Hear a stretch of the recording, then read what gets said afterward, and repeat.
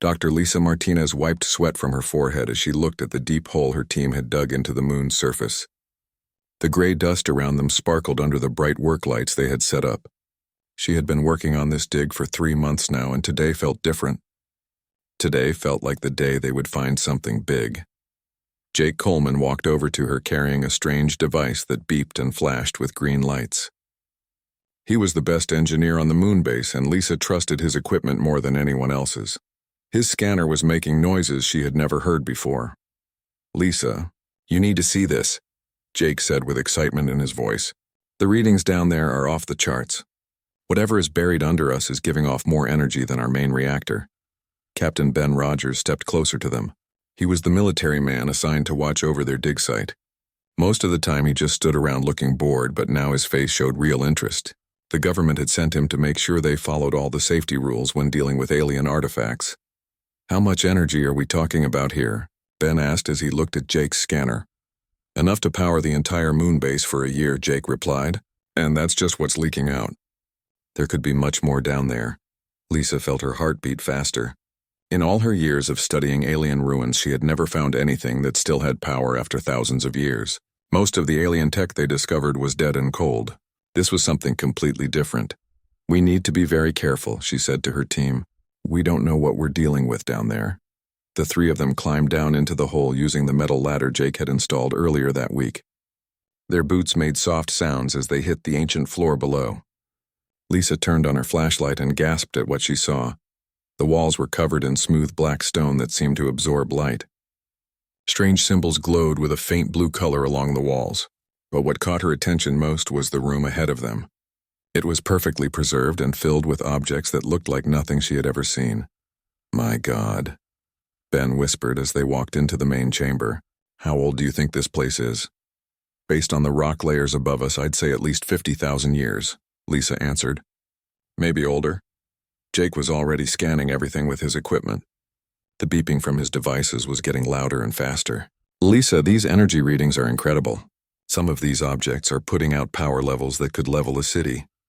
The room contained dozens of crystalline objects arranged on stone pedestals. Each crystal was about the size of a baseball and seemed to pulse with inner light. They were beautiful, but something about them made Lisa feel nervous. The way they glowed reminded her of weapons she had seen in military museums. "They look like some kind of energy weapons," Ben said as if reading her thoughts. "But they're so small. How could something that size have so much power?" Lisa approached one of the crystals carefully. It was green and seemed to swirl with moving patterns inside. As she got closer, the patterns moved faster and the glow got brighter. She stopped walking when she was still 3 feet away. "Everyone stay back," she said. "We don't know what triggers these things." Jake was studying his scanner readings. "The energy signatures are unlike anything in our databases. They're using some kind of quantum field manipulation that our science barely understands." Ben pulled out his communication device to call the moon base. "Command, this is Rogers. We found something down here. We're going to need a full science team and maybe some weapons experts." "Roger that, Ben," came the reply from the base. "Dr. Foster is already on her way with her daughter.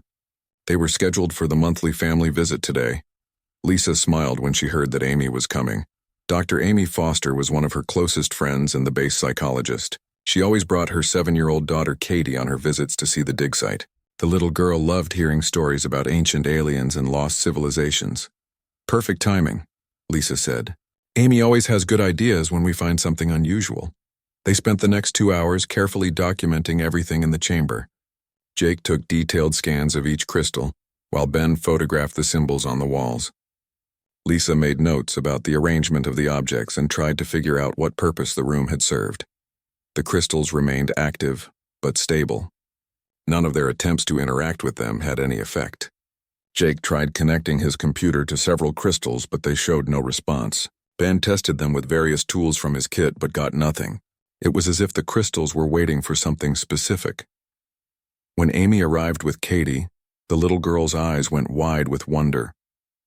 "Wow, this place is like something from a fairy tale," Katie said as she looked around the chamber. "Just remember to stay close to your mom and don't touch anything," Lisa warned her gently. Amy looked impressed as she examined the crystals. "These are incredible, Lisa. The preservation is perfect. It's like they were just made yesterday." Katie wandered around the room looking at everything with the excitement only a child could have. She asked dozens of questions about who had built the place and what the crystals were for. Lisa tried to answer as best she could, but there was still so much they didn't understand. "Can I get closer to that pretty one?" Katie asked, pointing to a bright blue crystal near the center of the room. "Just a little closer," Amy said. "But don't touch it, sweetheart." Katie approached the blue crystal with careful steps. As she got nearer, something amazing happened. The crystal's glow became brighter and warmer. The patterns inside began moving in beautiful spirals that looked like dancing lights. "It likes me," Katie said with a big smile. Before anyone could stop her, she reached out and gently touched the crystal's surface. The moment her small hand made contact, the entire chamber filled with soft blue light. But instead of the explosion or energy blast everyone expected, something wonderful occurred. The crystal projected hundreds of tiny holographic butterflies that fluttered around the room. They were made of pure light and seemed completely harmless. Katie giggled with delight as the butterflies danced around her head and shoulders. Everyone stood in shocked silence as they watched the impossible scene. The deadly weapon had turned into the most beautiful toy any of them had ever seen. News of Katie's discovery spread across the solar system faster than anyone expected. Within days, every major news network was talking about the little girl who had turned an alien weapon into a butterfly show. Scientists, military officials, and government leaders all wanted to know more about what had happened in that ancient chamber. Dr. Peter Kim arrived at the moon base 3 days after the initial discovery. He was one of Earth's leading experts on child development and had been studying how children's minds worked for over 20 years. The government had sent him to figure out why Katie could activate the crystal when no adult could make it respond. "This changes everything we thought we knew about these artifacts," Peter said as he watched Katie play with the blue crystal. The holographic butterflies still appeared whenever she touched it, and she never got tired of seeing them dance around the room. Dr. Helen Grant came with Peter. She was a neurobiologist who specialized in studying how brains worked at the most basic level. She brought machines that could scan brain activity and measure electrical patterns in the nervous system. Her goal was to find out what made children's brains different from adults when it came to alien technology. "We need to run some tests," Helen explained to Amy as they watched Katie play. "Nothing harmful, just brain scans to see what happens when she activates the crystal." The tests showed something incredible.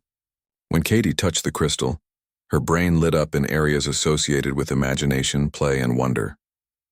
Adult brains showed completely different patterns when they tried to use the same crystal. The adult patterns were focused on analysis, fear, and the desire to understand how the weapon worked. "It's like the crystal can read intentions," Helen said as she studied the brain scan results. "Children approach it with pure curiosity and playfulness. Adults approach it like a tool or weapon to be understood and controlled." While the scientists worked on the moon, similar discoveries were being made throughout the solar system. The Mars colony found a cache of red crystals buried under their main mining facility. The Europa research station discovered silver ones frozen in the ice. Even the asteroid miners started finding them in unexpected places. Every site showed the same pattern. Adult humans could not activate any of the crystals no matter what they tried. But any child who touched them could make them work instantly. More importantly, the crystals never worked as weapons when children used them. They always became something harmless and fun. On Mars, 8-year-old Danny Wright found that the red crystals created bubble machines that filled the air with floating spheres of colored light. The bubbles didn't pop when touched. Instead, they would change colors and play musical notes. The mining facility turned into a playground as dozens of children arrived to test the new discovery. At Europa Station, 6-year-old Megan Cole discovered that the silver crystals could make gravity work differently in small areas. When she activated one, she could walk on walls and ceilings in a bubble of space around the crystal. Other children quickly learned to use them to play games that would have been impossible under normal gravity. The asteroid miners found the most surprising crystals of all. These ones were clear like diamonds but seemed to contain tiny storms inside them. When 9-year-old Billy Fox touched one, it created a small pet made of pure energy. The pet looked like a mix between a puppy and a dragon, and it could fly around the mining station playing with the children. Dr. Carlos Rivera was working hard to translate the alien writing found at each site. He was the best language expert in human space and had learned to read several dead alien languages during his career. The symbols from the weapon caches were unlike anything he had seen before. But slowly he was making progress. The text keeps referring to something called the Pure Minds, Carlos explained during a video conference with all the research teams. There are also mentions of those who see joy in tools of ending. I think this ancient race built these weapons specifically for beings who could approach them without violent intent. The implications were staggering. Every adult who tried to use the crystals was thinking about them as weapons or tools. Their minds were focused on power, control, and the potential for destruction, but children saw them as interesting objects that might do something fun. Peter Kim spent hours observing children from different backgrounds as they interacted with the crystals. Rich kids, poor kids, shy kids, bold kids, it didn't matter. Every child between the ages of 4 and 12 could activate the crystals easily. Teenagers had mixed results, and anyone over 16 couldn't make them work at all. There's something about the way children think that these crystals are designed to recognize, Peter reported to the Research Council. It's not just innocence, though that's part of it. It's their natural inclination toward play rather than purpose. Helen's brain scan supported this theory. Children's minds showed patterns of creativity, wonder, and joy when they touched the crystals. They weren't trying to figure out how the crystals worked or what they could do with them. They were simply excited to see what would happen next. The crystals seemed to respond to this emotional state by transforming into toys and entertainment devices. A weapon designed to destroy became a tool for creation and play. It was as if the ancient builders had programmed them to only work safely for beings who approached them with the right kind of mind. Meanwhile, the military implications were not lost on Earth's leaders. General Frank Murphy was put in charge of studying the crystals from a defense perspective. He quickly realized that humanity had stumbled onto something that could change the balance of power in the galaxy. If these are weapons, then they represent technology far beyond anything we've ever seen, Frank reported to the World Defense Council. The energy readings suggest they could destroy entire cities or even planets. But they only work for children, and children only make them do harmless things. Scientists around the solar system tried everything they could think of to make the crystals work as weapons. They used computer interfaces, neural implants, and even tried to trick the crystals by having adults think childlike thoughts. Nothing worked. The crystals remained completely inert when touched by anyone over a certain age. Some researchers suggested that maybe the age limit was different for aliens. Perhaps adult members of the species that built the crystals could still use them as weapons. This led to intense speculation about what these ancient aliens had been like, and why they would build weapons that only children could operate. Dr. Amy Foster had her own theory about the crystals. As a psychologist, she understood better than most how different children's minds were from adults. Children lived in a world where anything was possible. They didn't have the same barriers and limitations that adults developed over time. Adults think in terms of should and shouldn't, can and can't, Amy explained to the research team. Children think in terms of what if and why not. The crystals seem to be responding to that fundamental difference in how we approach the world. Katie continued to be the star of the research program. She could activate any crystal they brought her, and each one did something different but always harmless. Some made music, others created light shows, and a few even seemed to tell stories through moving pictures in the air.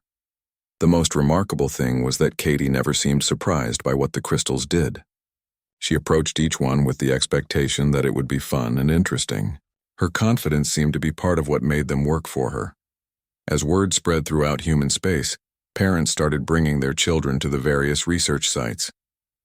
The crystals became the greatest playground equipment ever discovered.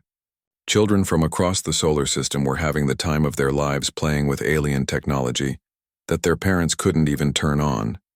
But even as the children played, the adults worried about what would happen when other species in the galaxy learned about humanity's discovery.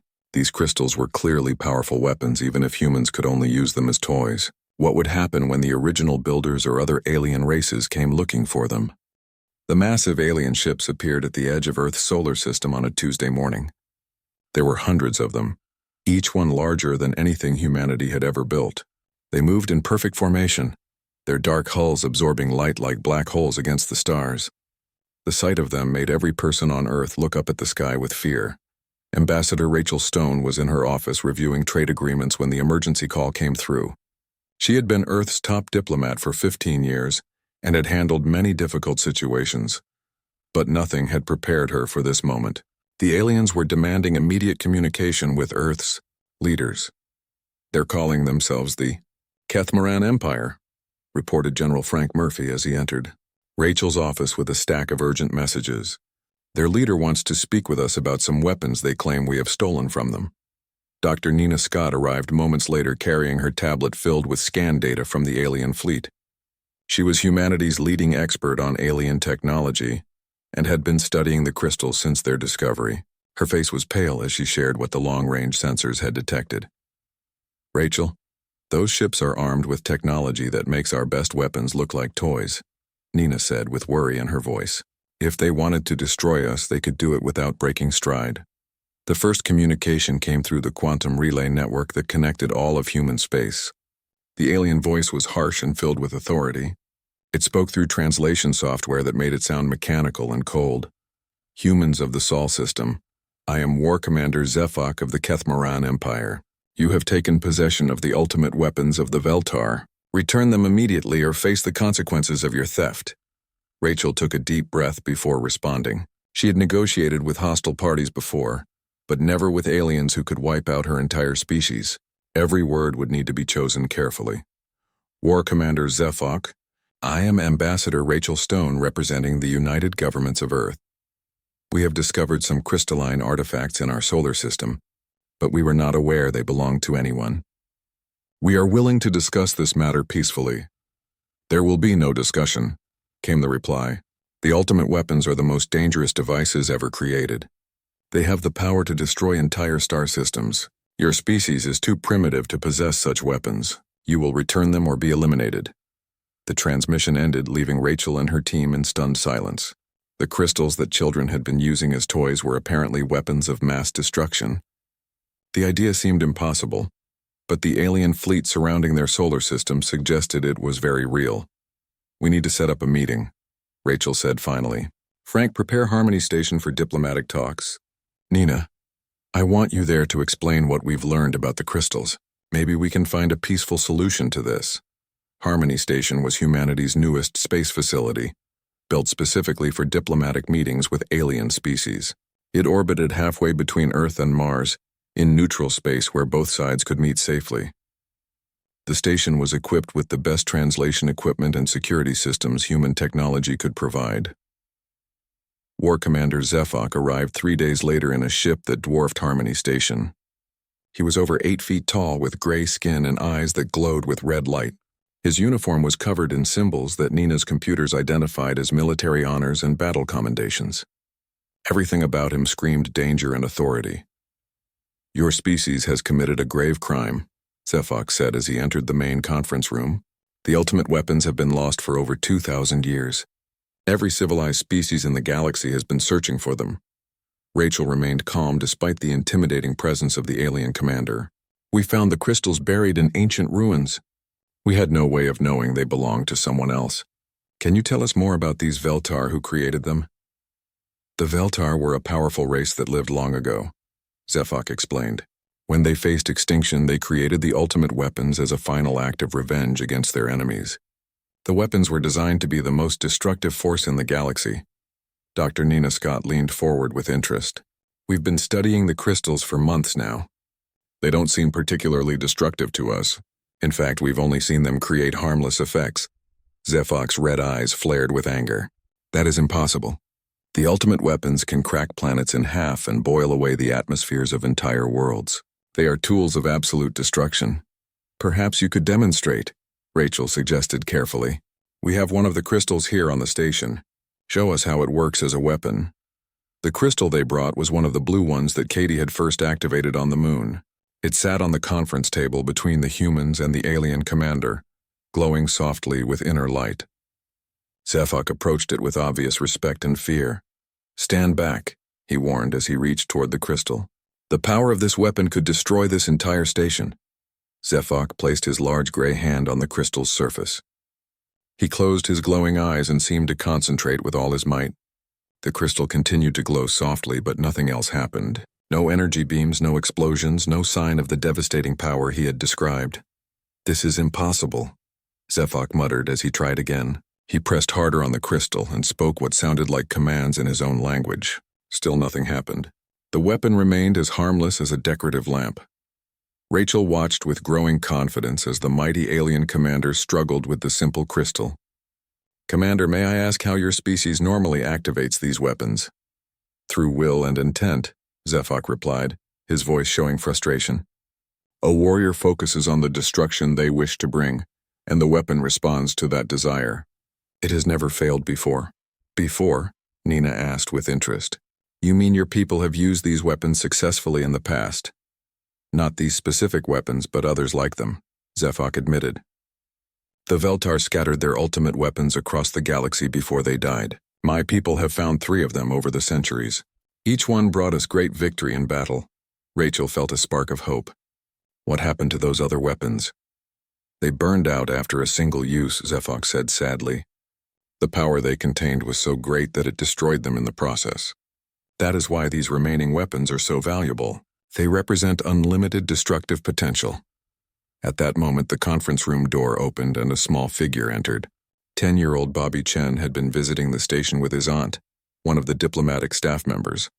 He had gotten bored waiting in the visitors' lounge and wandered off to explore the station. "Wow, is that one of the magic crystals?" Bobby asked as he spotted the blue artifact on the table. Before anyone could stop him, he walked over and gently touched its surface. The reaction was immediate. The crystal blazed with beautiful blue light and filled the air with dozens of holographic butterflies. They danced around the room in complex patterns, their wings shimmering with colors that seemed to shift and change with Bobby's mood. War Commander Zefok staggered backward in shock. His red eyes went wide as he watched the impossible display. The ultimate weapon of mass destruction had become a child's toy in the hands of a human boy. "How?" Zefok whispered. "How can your young one activate the weapon when I cannot? How does he control such power without being consumed by it?" Bobby giggled as the butterflies settled on his shoulders and arms. "It's easy. You just have to think happy thoughts and touch it gently, like this."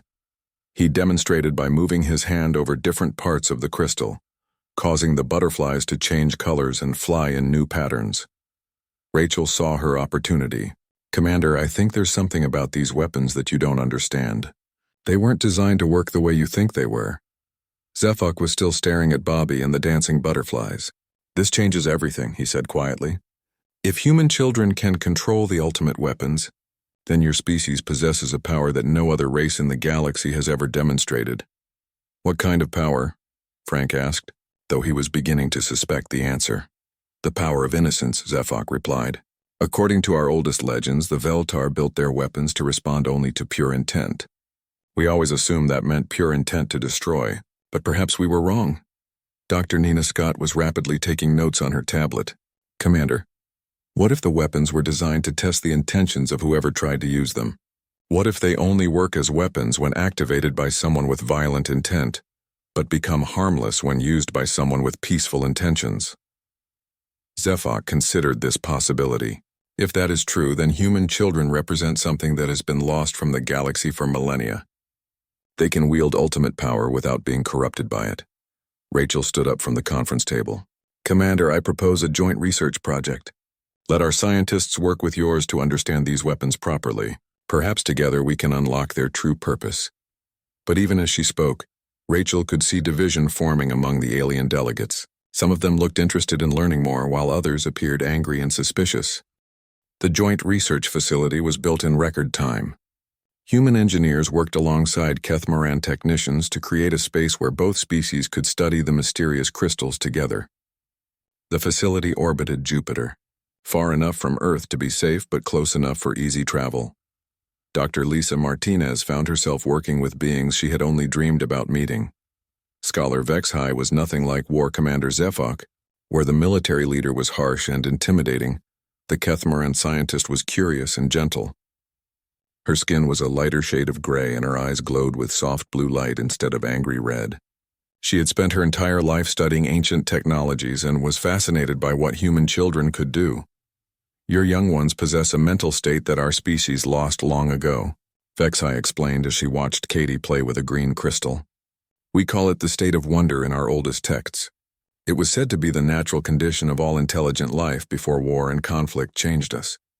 Dr. Kevin White had joined the research team as the lead child psychologist.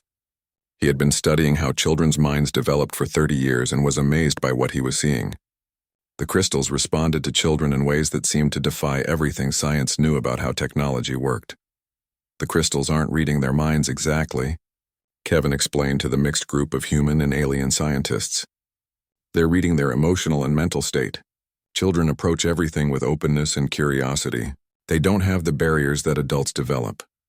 Lisa watched as Bobby Chen demonstrated this principle with a red crystal. When he touched it, the crystal created a small garden made of pure light. Flowers bloomed and grew in the air around him, each one more beautiful than anything found in nature. The boy laughed with delight as he discovered he could make the flowers change colors by thinking about different things. The key seems to be the absence of fear or aggression, Dr. Helen Grant reported as she studied brain scans from multiple children. When adults approach the crystals, their minds are filled with questions about how they work, what they can do, and whether they're dangerous. Children just want to see what happens next. Scholar Vexhai had brought ancient Kethmoran records that told the story of the Veltar civilization. As she translated the old texts with Dr. Carlos Rivera, a picture began to emerge of a species that had faced a terrible choice at the end of their existence. The Veltar were master scientists and philosophers, Vexhai explained during one of their daily meetings.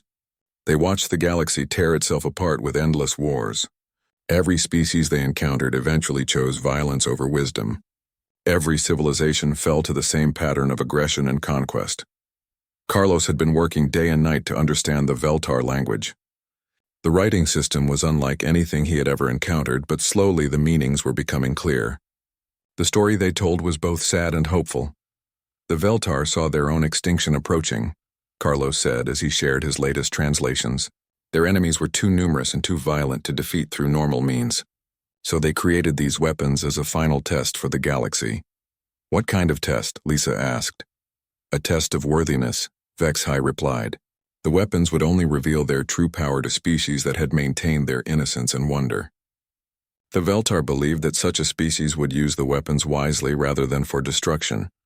Dr. Kevin White had been conducting experiments with children from both species. Human children could activate any crystal they touched. But young Kethmoran showed interesting results too. The younger they were, the more likely they were to succeed. It seemed that the capacity for wonder existed in all intelligent species, but was lost as they aged and learned to fear. The weapons are designed to respond to a specific type of consciousness, Kevin reported. Not just innocence, but a willingness to approach the unknown with joy rather than suspicion. Most adults have lost this ability, but children still possess it naturally. The breakthrough came when 6-year-old Zixel, a young Kethmoran who had been brought to the facility, successfully activated one of the silver crystals. The weapon created a playground made of solid light, where gravity worked differently in different areas. Both human and Kethmoran children played together, laughing as they learned to navigate the strange environment. This is remarkable, Vexhai said with wonder in her voice. I have not heard Kethmoran children laugh like that in centuries. We had forgotten what joy sounded like. But the success with children also created tension among the adult Kethmoran. Many of them saw the ability to activate the crystals as a sign of weakness rather than strength. Sub-Commander Nixara was leading a group of progressive Kethmoran who wanted to learn from the humans. But War Commander Zephok still believed that the crystals should be weapons of war.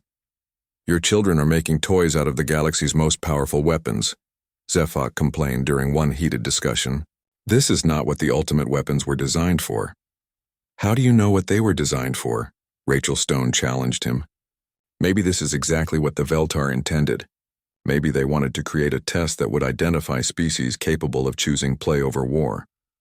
Dr. Nina Scott had been reverse engineering some of the simpler crystal functions. What she found amazed her. The technology was so advanced that it seemed like magic, but it was actually based on principles that human science was just beginning to understand. These crystals can manipulate matter and energy at the quantum level, Nina explained to the research team. They can create anything their user can imagine, but only if the user approaches them with the right mental state. Fear, anger, or aggressive intent seems to lock them down completely. The most surprising discovery came when they found references to other species in the Veltar records. According to the ancient texts, the Veltar had encountered dozens of intelligent races during their existence. Every single one had eventually chosen war over peace, conquest over cooperation. The Veltar believed they were the last species capable of wonder, Carlos translated from a particularly old document. They scattered these crystals across the galaxy as seeds, hoping that someday a species would emerge that could pass their test. And we're the first ones to do it, Lisa said with amazement. Not just the first, HFY corrected her. According to these records, you may be the only species in galactic history to maintain the state of wonder into your space age. Every other civilization lost it long before they developed interstellar travel. This revelation caused a crisis among the Kethmoran delegation. For centuries, their culture had been based on strength through conflict and dominance through superior firepower. The idea that their greatest weakness might actually be their greatest strength was difficult for many of them to accept. Dr. Amy Foster started working with adult Kethmoran volunteers to see if they could redevelop the mental state needed to use the crystals. Through meditation, play therapy, and interaction with human children, some of them began to show progress. It was slow and difficult work, but a few individuals managed to activate simple crystals for brief moments. The capacity is still there, Amy reported with excitement. It's buried under centuries of cultural conditioning, but it can be recovered. The Kethmoran can learn to wonder again. Scholar HFY was one of the first to succeed. After weeks of working with human children and practicing mental exercises that Amy had designed, she managed to touch a blue crystal and create a small light show. The moment it happened, she began to cry tears of joy. I had forgotten what it felt like to be amazed by something beautiful, HFY said, as holographic butterflies danced around her. For so long we have seen everything as a tool or a weapon or a threat. We lost the ability to see magic in the world around us. But even as some Kethmoran began to rediscover wonder, others grew more hostile. War Commander HFY saw the human influence as a corruption of traditional Kethmoran values. He began gathering support from hardline military, leaders who believed that strength came only through conflict and domination. The tension came to a head when HFY attempted to seize one of the research crystals by force. He brought a squad of warriors to the facility and demanded that the humans surrender all the weapons immediately. But when he tried to activate the crystal through will and aggression, it remained completely inert. Young Bobby Chen, who had been watching from nearby, approached the frustrated commander. You're trying too hard, the boy said gently. The crystals don't like angry thoughts. You have to think about something that makes you happy. HFY looked down at the human child with confusion and frustration. Everything he had been taught said that power came through strength and dominance. But here was a small boy who could control ultimate weapons simply by being cheerful and curious. The moment represented a choice that would determine the future of both species and perhaps the entire galaxy. The revolution began quietly. Sub-Commander Nixara had been watching human children play with the crystals for weeks, and something inside her ancient warrior heart began to change. She remembered being young once before military training had taught her to see everything as either threat or opportunity. The sound of children laughing reminded her of emotions she had thought were lost forever. I want to try again, Nixara said to Dr. Amy Foster during one of their therapy sessions. Show me how to think like your children do. Amy had developed a program she called the Innocence Protocol. It combined meditation techniques with play therapy and direct interaction with human children. The goal was to help adult Kethmoran rediscover the mental state that allowed crystal activation. Captain Tony Walsh of the Earth Defense Corps had been assigned to work with Nixara and other progressive Kethmoran leaders. He was amazed by how quickly some of them were learning to change their thinking patterns. Within days of starting the program, several Kethmoran scientists successfully activated simple crystals. It's like watching people remember how to see color after being blind, Tony reported to Admiral Susan Clark. The change in their behavior is remarkable. They're becoming more curious, more playful, more willing to try new things without worrying about failure. But War Commander HFY was gathering opposition to these changes. He saw the Innocence Protocol as a weakening of Kethmoran culture and a betrayal of everything their species had achieved through strength and aggression. Many of the older military officers supported his position. We are warriors, HFY declared during a heated council meeting. Our strength comes from our willingness to fight and conquer. These humans are trying to make us weak like their children. The conflict reached a breaking point when Zefok attempted to use military force to seize the research facility. He arrived with a battle fleet and demanded that all humans surrender the crystals immediately, but Nixara and her followers refused to support the attack. "You have forgotten what we came here to find," Nixara told her former commander. "We came seeking ultimate weapons, but we found something far more valuable. We found a way to become whole again." The standoff lasted for days. Zefok's ship surrounded the research facility while Nixara's forces protected it from within. Neither side wanted to fire the first shot, but tension was building toward an inevitable conflict. The breakthrough came from an unexpected source. Little Zixel, the young Kethmoran who had been learning to use the crystals, approached War Commander Zefok during one of his visits to the facility. The child was carrying a small silver crystal that glowed with soft light. "Uncle Zefok, would you like to play with my magic stone?" Zixel asked in the innocent way that only children can manage. Zefok looked down at his species' young one with confusion. In traditional Kethmoran culture, children were trained for war from the moment they could walk. Play was considered a waste of time that made warriors soft and weak, but something about Zixel's joy and excitement made him pause. "I do not play, young one," Zefok said, but his voice was gentler than usual. "I am a warrior. Warriors do not have time for games, but the magic stones are fun," Zixel insisted. "They make beautiful things and they're not scary at all. Watch." The child touched the crystal and it created a small light show with dancing colors and gentle music. For the first time in decades, War Commander Zefok found himself genuinely amazed by something beautiful, rather than impressed by something destructive. The sight of his own people's child playing with ultimate weapons and turning them into toys challenged everything he believed about strength and power. Dr. Amy Foster saw the moment of hesitation and approached carefully. "Commander, would you like to learn what Zixel has learned? The program works for adults too, but it takes patience and practice." The change in Zefok was gradual but undeniable. Under Amy's guidance and with the help of both human and Kethmoran children, the old warrior began to rediscover parts of himself that had been buried under centuries of military conditioning. It took weeks of effort, but eventually he managed to activate a simple crystal and create his first light show. "I had forgotten that beauty could exist without purpose," Zefok admitted as he watched holographic flowers bloom in the air around him. "For so long I have only seen value in things that could kill or conquer. But this brings joy for no reason other than joy itself." The transformation of their leader inspired other Kethmoran to try the Innocence Protocol. Soon dozens of alien warriors were learning to play again, guided by human children who treated them as new friends rather than former enemies. The research facility became a place of laughter and wonder as two species learned to see the universe through each other's eyes. Jake Coleman led joint engineering teams that began reverse engineering the crystals to create beneficial technologies. The former weapons became the foundation for incredible advances in medicine, environmental restoration, and space exploration. Healing devices that could repair damaged tissue at the cellular level. Terraforming tools that could transform dead planets into garden worlds. Transportation systems that made interstellar travel as easy as walking to the next room. "Every crystal we study reveals new possibilities," Jake reported with excitement.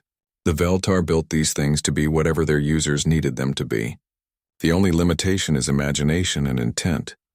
Children from both species worked together to unlock new crystal functions daily. They approached each discovery with the joy and creativity that the Veltar technology was designed to recognize. Human children taught Kethmoran young ones how to think in terms of play rather than purpose. Kethmoran children shared their species' natural curiosity about how things worked. The partnership between the two species grew stronger as more crystals were discovered throughout the galaxy. Each new find brought both humans and Kethmoran together to explore what wonders the ancient devices might contain. Former weapons became tools for exploration, creation, and celebration. Dr. Lisa Martinez established the Veltar Research Institute, a joint organization dedicated to studying and preserving the legacy of the ancient civilization. Both species contributed their best scientists and most curious children to the effort. The institute became a symbol of what could be accomplished when different peoples worked together with wonder rather than fear. The most remarkable discovery came when they found a complete Veltar city preserved in crystal form. The entire civilization had somehow transformed themselves into living light, within their own technology. They were still alive after 50,000 years, waiting for someone worthy to find them.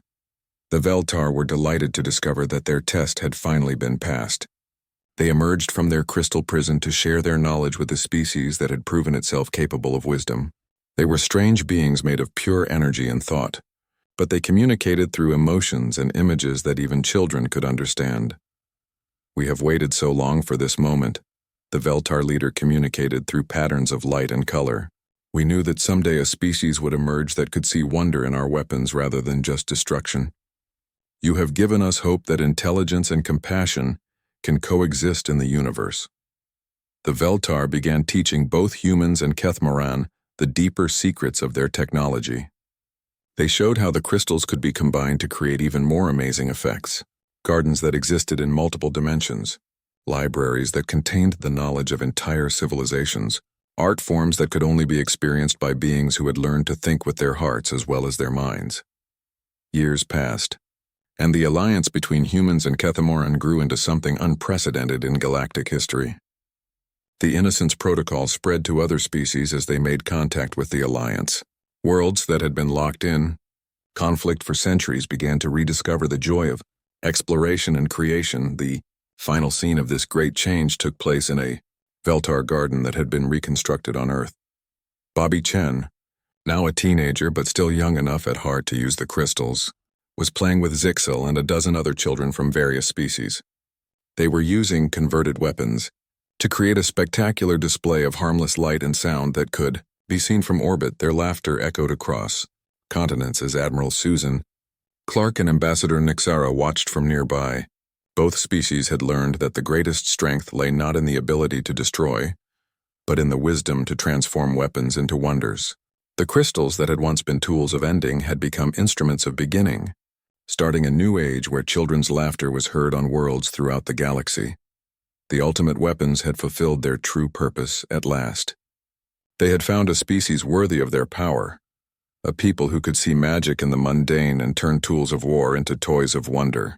The galaxy would never be the same again, and that was exactly what the Veltar had hoped for when they first scattered their gifts among the stars.